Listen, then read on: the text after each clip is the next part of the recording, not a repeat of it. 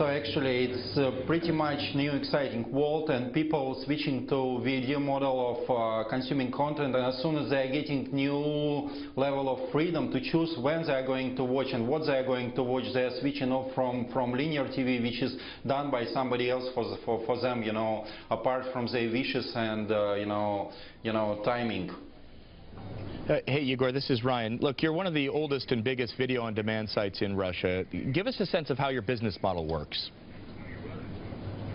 So actually, currently we are concentrating on ad-sponsored models. So almost 100% of our content it's going for people for free. It's going via our own portal. It's going via syndication network, which is probably the biggest one in Europe. And as well, from last year, it's via connected TV and set-top boxes. And from time to time, people watching ads from big players like Procter, Unilever, PepsiCo, and so forth and so on.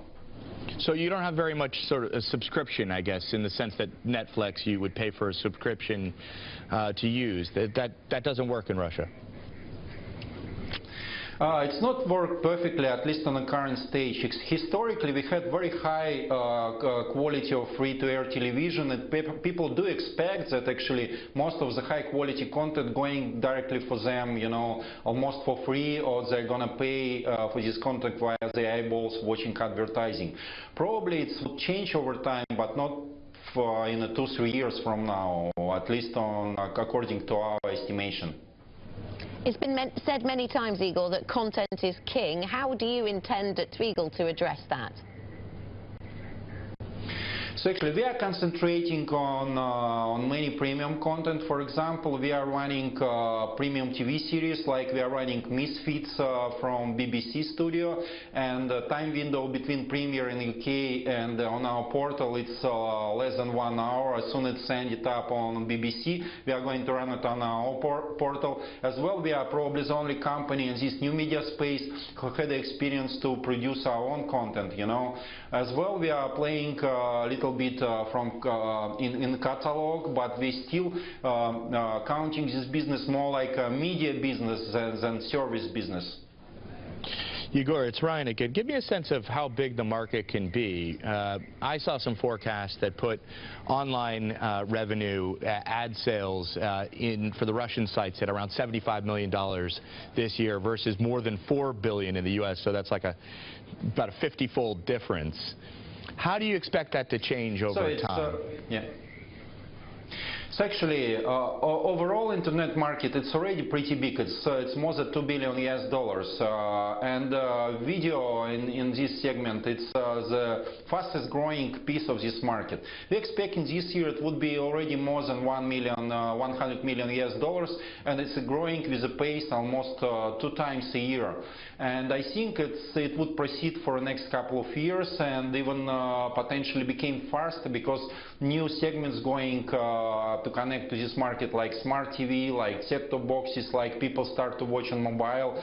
From a video consuming point of view, we're already the 4th biggest market on earth after China, US and Japan. Russia on the 4th place on earth from number of videos people consuming online. It's more than 10 billion videos a month.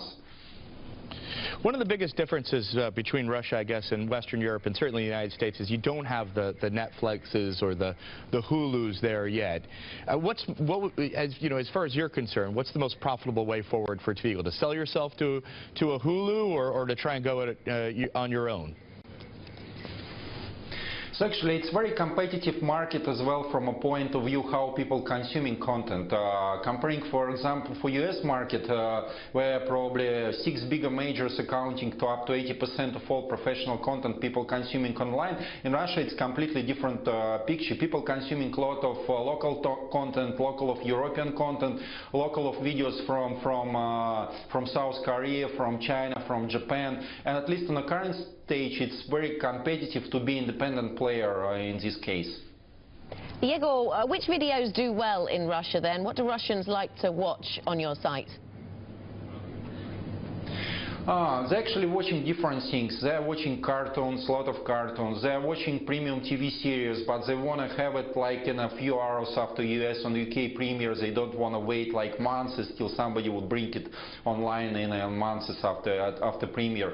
They're watching feature movies. They're very much like old Soviet-made feature movies.